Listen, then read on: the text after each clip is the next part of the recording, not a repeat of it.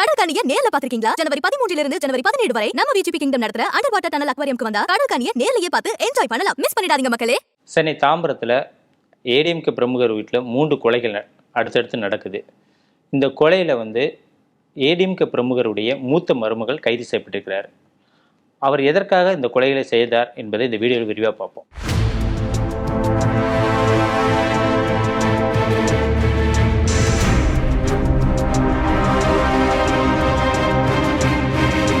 சென்னை தாம்பரம் படப்பை பகுதியில் ஏடிஎம்கே பிரமுகர் மூங்கிலான், அவருடைய மனைவி பத்மினி மற்றும் 2 மகன்கள் செந்தில்குமார், ராஜ்குமார் குடும்பமாக வசித்து வராங்க. இதில் மூத்த மகனுக்கு, அதாவது செந்தில்குமாருக்கு மேனகா என்பவரை திருமணம் செய்து கொடுக்குறாங்க. 2வது மகனுக்கு திருமணம் ஆகிறது. திருமணம் ஆகின பிறகு 2 மகன்களும் தனித்தனியாக வசித்து வராங்க. ஏடிஎம்கே பிரமுகர் மூங்கிலானுக்கு அந்த ஏரியாவில் அதிகமாக சொத்துகள் இருக்குது. இதனால் தன்னுடைய வயது முறுப்பு காரணமாக தன்னுடைய சொத்துக்களை தன்னுடைய மகன்களுக்கு 2 பேருக்கும் அவர் பிரித்து கொடுக்குறாரு. இவ்வளோ பிரித்து கொடுக்கும்போது என்ன ஆகுதுன்னா, தன்னுடைய 2வது மகனுக்கு ராஜ்குமார், அவருக்கு படப்பை மெயின் ரோட்டில் உள்ள ஏரியாவில் உள்ள இடங்கள் கிடைக்குது. இது செந்தில்குமாருடைய மனைவி மேனகாவுக்கு வருத்தத்தை ஏற்படுத்துது. அவருக்கு இவ்வளோ முக்கியமான ஏரியாவில் இடத்த கொடுத்துட்டாங்க மாமனார் அப்படின்னு சொல்லிட்டு குடும்பத்தில் சொத்து தகராறுகள் ஏற்பட தொடங்குது. இது தொடர்பாக அண்ணன் தம்பிக்குள்ளே தகராறு ஏற்பட்டிருக்கும்போது மாமனார்கிட்ட சொல்கிறாங்க. அவர் என்ன சொல்லியிருக்காரு, நான் இடத்த முழுமையாக பிரித்து கொடுக்கல, இடம் என்னுடைய பேரில் தான் இருக்குது, பவர் மட்டும் தான் நான் கொடுத்துருக்கேன் என்னுடைய ராஜ்குமாருக்கு. என்னுடைய காலகட்டத்துக்கு பிறகு இல்லை நான் இருக்கும்போது எல்லாத்துக்கும் சமமாக பிரித்து கொடுத்துட்றேன் அப்படின்னு சொல்லிட்டு இருக்காரு. இதனால் சொத்து தகராறுகள் இவங்க குடும்பத்தில் அண்ணன் தம்பிக்குள்ளே அதிகமாக நடந்துட்டு இருக்கும்போது தன்னுடைய தம்பி என்று பார்க்காம ராஜ்குமாரை செந்தில்குமார் கொலை செஞ்சிடறாரு. இந்த கொலை வழக்கு மணிமங்கலம் போலீஸார் வழக்கு பதிவு செஞ்சு செந்தில்குமாரை கைது செய்து சிறையில் அனுப்புகிறாங்க. செந்தில்குமார் சிறைக்கு போன பிறகு அவருடைய நண்பர் மற்றும் அந்த டிரைவராக இருந்த ராஜேஷ் மேனகாட்ட வீட்டுக்கு அடிக்கடி செல்கிறாரு. மேனகாவும் ராஜேஷும் பழகிட்டு வராங்க. 3 மாதங்களுக்கு பிறகு அந்த கொலை வழக்கில் ஜாமீனில், அதாவது சிறையில் வெளியே செந்தில்குமார் வராரு. அப்போ ஊரில் சொல்கிறாங்க, நீங்கள் ஜெயிலில் இருக்க காலகட்டத்தில் மேனகாவும் உங்களுடைய ஃப்ரெண்டு ராஜேஷும் ஒன்றா பைக்கில் போனாங்க அப்படின்னு சொல்லிட்டு தகவல்னால் சொல்கிறாங்க. இப்படி ஊரில் அக்கம் பக்கத்தில் அரசல் புரசலாக பேசுகிறத பார்த்துட்டு மேனகாட்ட செந்தில்குமார் சொல்கிறாரு, நமக்கு குழந்தைகள் இருக்குது, நம்ம குடும்பம் இருக்குது, அதனால் ஒரு லிமிட்டோட ராஜேஷ்ட பழகிக்க அப்படின்னு சொல்லும்போது மேனகா என்ன சொல்கிறாரு, நான் உங்களுடைய ஃப்ரெண்டு என்ற அடிப்படையில் தான் அவர்கிட்ட பழகிட்டு இருக்கேன் அப்படின்னு சொல்லிட்டு இருக்காங்க. இந்த இப்படிப்பட்ட காலகட்ட சூழ்நிலையில் தான் என்ன ஆகுது, மூங்கிலான் கொலை செய்யப்பட்டார். மூங்கிலான் கொலை செய்யப்பட்ட உடனே எதற்காக மூங்கிலான் கொலை செய்யப்படுறாரு அப்படின்னு சொல்லிட்டு அந்த வழக்கையும் மணிமங்கலம் போலீஸார் விசாரிக்கும்போது சொத்துக்காக தான் மூங்கிலான் கொலை செய்யப்படுறாரு அப்படின்னு தெரியுது. மூங்கிலான் கொலை செய்யப்படும்போது வழக்கில் யார் குற்றவாளின்னு பார்க்கும்போது மேனகா மற்றும் செந்தில்குமாருடைய டிரைவராக இருந்த ராஜேஷ் மற்றும் சிலர் கைது செய்யப்படுறாங்க. அவங்ககிட்ட விசாரிக்கும்போது இந்த கொலையை சொத்துக்காக தான் இந்த கொலை செய்ய நடந்துச்சு அப்படின்னு சொல்லி சொல்லும்போது விசாரணை நடந்துட்டு இருக்குது. அவங்க கைது செய்யப்படுறாங்க. ராஜேஷ் அவரும் சிறைக்கு போயிடுறாரு. செந்தில்குமார் வீட்டுக்கு போயிட்டுருக்காரு. ஏற்கனவே செந்தில்குமார் மேலே தம்பியை கொலை செஞ்ச வழக்கில் அவர் சரியாக நீதிமன்றத்தில் ஆஜராகாதனால அவருக்கு பிடிவாரண்டு நீதிமன்றம் பிறப்பிக்குது. இதனால் செந்தில்குமார் என்னன்னா திடீர்னு தலைமறைவாகிறார். போலீஸுடைய கைது நடவடிக்கையில் அவர் தலைமறைவாகிறார். மூங்கிலான் கொலை செய்யப்பட்ட சமயத்தில் கூட அவருடைய அப்பாவுடைய இறுதி சடங்கு கூட செந்தில்குமார் வரல. இதனால தான் அவருடைய அம்மா பத்மினிக்கு பெரிய ஷாக்காக இருக்குது. என்னோட அப்பா இறந்துருக்காரு, அந்த நிகழ்ச்சி கூட கொல்லிப்பட கூட மகன் வரலையே அப்படின்னு சொல்லிட்டு பத்மினி மருமகள்கிட்ட கேட்குறா, செந்தில்குமார் எங்கே அப்படின்னா அவன் அதே தான் சொல்கிறேன், தன்னுடைய தம்பி கொலை வழக்கு அவர் ரொம்ப மன வருத்தத்தில் இருந்தார். இந்த மாதிரி கோர்ட்டு வர பிடிவாரண்டு போட்டதால் நான் அவர் காணாமல் போயிட்டார், தலைமறைவாக இருக்கார் அப்படின்னா. அப்போ அப்பாவுடைய இறப்பு கூட வரலையே அப்படின்னு சொல்லும்போது இல்லை தலைமறைவாக இருக்காருன்னு சொன்னோடனே மேனகாவுடைய பேச்சில் சந்தேகம் ஏற்பட்ட பத்மினி தன்னுடைய மகனை காணவில்லைன்னு சொல்லிட்டு கணவருடைய இறப்புக்கு பிறகு, கொலைக்கு சம்பவத்துக்கு பிறகு மணிமங்கலம் ஸ்டேஷனில் கம்ப்ளைண்ட் கொடுக்குறாங்க. மணிமங்கலம் போலீஸாரும் வழக்கு பதிவு செஞ்சு செந்தில்குமார் தேடிட்டு வராங்க. ஆனால் செந்தில்குமார் கடைசி வரை கண்டுபிடிக்கப்படவில்லை. இதனால் மேனகா மீது சந்தேகம் இருந்த போதிலும் பத்மினி என்ன பண்ணுறாங்க, நீதிமன்றத்தை அணுகுறாங்க தன்னுடைய மகனை கண்டுபிடித்து தரணும்னு சொல்லிட்டு. நீதிமன்றமும் வந்து என்ன சொல்லுது, இந்த வழக்கில் செந்தில்குமாரை கண்டுபிடிச்சு தரணும் அப்படின்னு சொல்லும்போது போலீஸார் நாங்கள் தேடிக்கொண்டு இருக்கோம் அப்படின்னு சொல்லிட்டு நீதிமன்றத்துக்கு ஒரு பதில் கொடுக்குறாங்க. இந்த காலகட்டத்தில் 2020ஆம் ஆண்டு வந்து பத்மினி வந்து அங்கே படப்பையில் இருக்க பயந்து போய் தன்னுடைய உறவினர் வீடான அமைஞ்சிக்கரை பகுதியில் வந்து சென்னைக்கு வந்துடுறாங்க. சென்னையில் வந்து தங்கியிருக்கும்போது திடீர்னு வந்து பத்மினி வந்து ஒரு கும்பல் வந்து கடத்திட்டு போகுது. பத்மினி கடத்திட்டு போன தகவல் பார்த்தோன்னா அவங்களோட உறவினர்கள் வந்து காவல் கட்டுப்பாட்டு அறைக்கு வந்து தகவல் கொடுக்குறாங்க.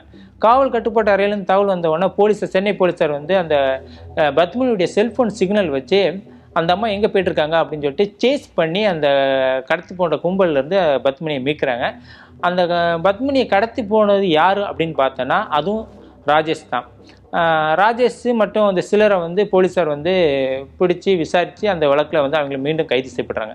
இந்த வழக்கில் வந்து ராஜேஷ் வந்து ஒரு தகவல் சொல்கிறார், பத்மினி அதாவது மாமியாரை கடத்துக்கு சொன்னதே வந்து மேனகா தான் அப்படின்னோடனே போலீஸார் வந்து மேனகா மீதும் ஒரு வழக்கு பதிவு செய்து அவங்கள தேடி அவங்க கைது செய்ய போகிறாங்க. ஆனால் மேனகா வந்து தலைமறைவாயிடுறாங்க.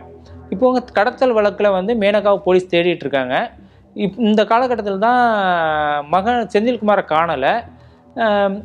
அப்போது வந்து போலீஸாருக்கு வந்து ஒரு சின்ன டவுட் வருது, எதுக்காக வந்து செந்தில்குமார் இவ்வளோ நாள் தலைமறைவாக இருக்கார் அப்படின்னு சொல்லிட்டு பார்க்கும்போது செந்தில்குமாருடைய செல்ஃபோனுடைய கால் ஹிஸ்ட்ரியை வந்து போலீஸார் வந்து பார்க்குறாங்க. அப்போ வந்து கடைசியாக அதனுடைய செல்ஃபோன் வந்து வேளாங்கண்ணி பகுதியில் வந்து சுவிட்ச் ஆஃப் செய்யப்பட்டது தெரிய வருது.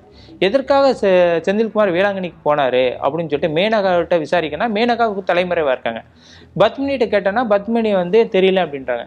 இந்த காலகட்டத்தில் தான் மீண்டும் வந்து இந்த கடத்தல் வழக்கு கைது செய்யப்பட்ட ராஜேஷை வந்து போலீஸார் வந்து காவலில் எடுத்து விசாரிக்கும்போது ராஜேஷ் சொல்கிறாரு, இல்லை செந்தில்குமாரும் வந்து நாங்கள் கொலை செஞ்சிட்டோம், அவரை வந்து கொலை செஞ்சு திருவண்ணாமலை பகுதியில் உள்ள செஞ்சி ஏரியாவில் உள்ள ஒரு வயல்வெளியில் நாங்கள் புதைச்சிட்டோம் அப்படின்னு சொன்ன உடனே இந்த கொலை வந்து எப்படி நடந்திருக்குன்னா மூங்கிலான் கொலை செய்யப்படுற, அதாவது ஏடிஎம்கே பிரமுகர் அவங்க செந்தில்குமாருடைய அப்பா கொலை செய்யப்படுறதுக்கு முன்னாடியே நடந்திருக்குது. அதனால தான் அவர் என்னன்னா அப்பாவுடைய இறப்பு கூட வரல. இந்த தகவல் கிடைச்ச உடனே இந்த கொலைக்கு யார் பின்னணி யாருக்குன்னா இந்த கொலை தொடர்பாகவும் மேனகாவுக்கு தெரியும் அப்படின்னு சொன்ன உடனே பத்மினி மற்றும் போலீஸார் வந்து சாக்காகி மேனகா மறுபடியும் தேடுறாங்க. இந்த செந்தில்குமார் கொலை வழக்குலையும் ராஜேஷை வந்து கைது செய்கிறாங்க. கைது செய்து விசாரிக்கும் போது இந்த கொலையில் இன்னொரு பெரிய ட்விஸ்ட் என்னன்னா மேனகாவுடைய அப்பா அருண், அதாவது செந்தில்குமாருடைய மாமனார், அவருக்கும் இந்த கொலையில் தொடர்பு இருக்குது. ஏன்னா செந்தில்குமாருடைய மாமனாருடைய ஊர் தான் வந்து இந்த செஞ்சி. அதனால தான் அங்கே வந்து அவரை வச்சு மது குடிக்க வச்சு அவரை வந்து கொலை செஞ்சுருக்கிறது தெரிய வருது. இந்த வழக்கில் வந்து மறுமண கொலை செய்த வழக்கில் செந்தில்குமார் மற்றும் அவருடைய நண்பர் ராஜேஷ் எல்லாம் கைது செய்யப்பட்டிருக்காங்க. ஆனால் அதில் வந்து அந்த வழக்குலேயும் வந்து மேனகா வந்து இன்னும் தலைமறைவாக தான் இருந்துட்டு வந்திருக்காங்க. இந்த சூழ்நிலையில் வந்து மணிமங்கலம் போலீஸ் இன்ஸ்பெக்டராக வந்து அசோகன் ஒருத்தர் வராரு. அவர் வந்து ஏற்கனவே வந்து ராஜ்குமார் கொலை வழக்கு விசாரித்தவர். அப்போது மேனகாவை பற்றியும் மூங்கிலானுடைய குடும்பத்தை பற்றியும் அவருக்கு முழுமையாக தெரியும் என்பது, இந்த வழக்கு முழுமையான விவரங்கள் தெரியும் என்பதால் மேனகா எங்கே இருக்கா அப்படின்னு சொல்லிட்டு அவர் வந்து தன்னுடைய ஸ்பெஷல் இன்ட்ரெஸ்ட்டில் வந்து மேனகாவை தேட ஆரம்பிக்கிறாரு. இந்த காலகட்டத்தில் தான் மேனகா வந்து சித்தாலப்பாக்கம் இந்திரா நகரில் வந்து, அதாவது ராஜேஷ் உடைய ரிலேஷன் வீட்டில் தன்னுடைய குழந்தைகளோட தலைமறைவாக இருப்பது மணிமங்கலம் போலீஸுக்கு ஒரு ரகசிய தகவல் கிடைக்குது. அதன் அடிப்படையில் வந்து எப்படியும் வந்து பொங்கலுக்கு வந்து கண்டிப்பாக மேனகா அங்கே வருவாங்க அப்படின்னு சொல்லிட்டு போலீஸார் வந்து அங்கே போய் பார்க்கும்போது போலீஸ் அங்கே வர்றதை தெரிஞ்சு கொண்ட மேனகா வந்து பொங்கலுக்கு கூட அந்த ஏரியாவுக்கு வரல. போலீஸார் தொடர்ந்து தேடி போயிட்டே இருக்காங்க. இந்த டைமில் தான் வந்து பொங்கலுக்கு பிறகு வந்து மேனகாவை தன்னுடைய குழந்தைகளை பார்க்குறதுக்காக வராங்க. அப்போது வந்து போலீஸார் வந்து பிடிச்சிடுறாங்க.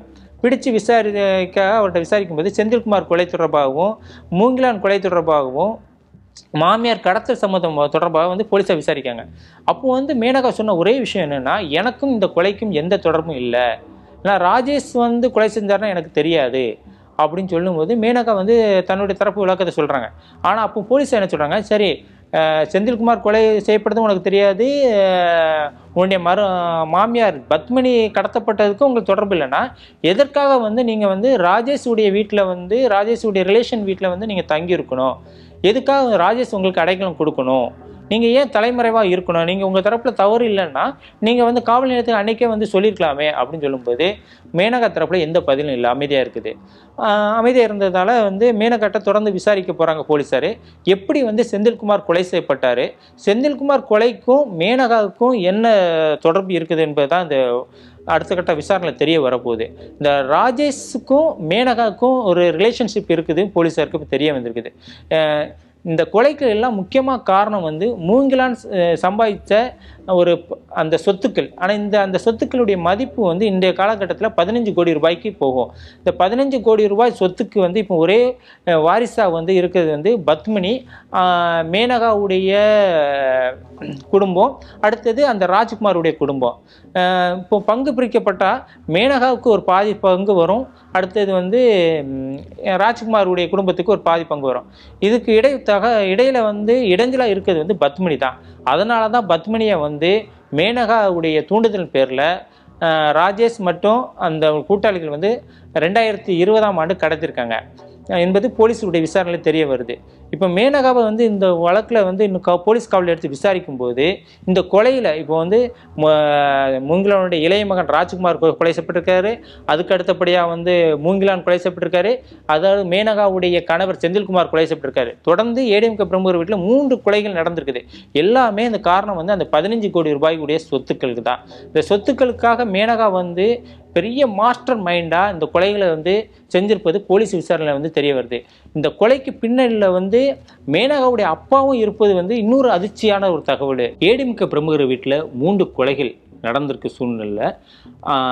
மேனகாவை வந்து மீண்டும் போலீஸார் வந்து மணிமங்கலம் போலீஸார் வந்து போலீஸ் காவலில் எடுத்து விசாரிக்க திட்டமிட்டிருக்காங்க. இந்த மேனகாவிட்ட அடுத்த கட்டமாக நடத்தப்படுகிற விசாரணை போது இன்னும் அதிர்ச்சிகரமான தகவல்கள், இந்த கொலைக்கு பின்னணியில் இன்னும் யார் யார் இருக்கிறாங்க என்பதுதான் தெரிய போகிறது. விகடனுக்காக மகேஷ். கடற்கனிய நேர்ல பாத்திருக்கீங்களா? ஜனவரி 13 இருந்து ஜனவரி 17 வரை நம்ம விஜிபி கிங்டம் நடத்துற அண்டர் வாட்டர் டனல் அக்வாரியம்க்கு வந்தா கடற்கனிய நேர்லயே பார்த்து என்ஜாய் பண்ணலாம். Be enchanted by a real life mermaid at India's largest underwater aquarium. Miss பண்ணிடாதீங்க மக்களே. உலகம் ரொம்ப வேகமா போய்கிட்டு இருக்கு. நம்ம அப்டேட் ஆகலைன்னா, நம்மளை சுத்தி என்ன நடக்குதுன்னு நம்ம தெரிஞ்சுக்கலன்னா காணாம போயிடுவோம். அரசியல், சினிமா, முதலீடு, ஆன்மீகம், விவசாயம் உள்ளிட்ட அனைத்தையும் விரல் நுனியில தெரிஞ்சுக்க விகடன் ஆப் டவுன்லோட் பண்ணுங்க.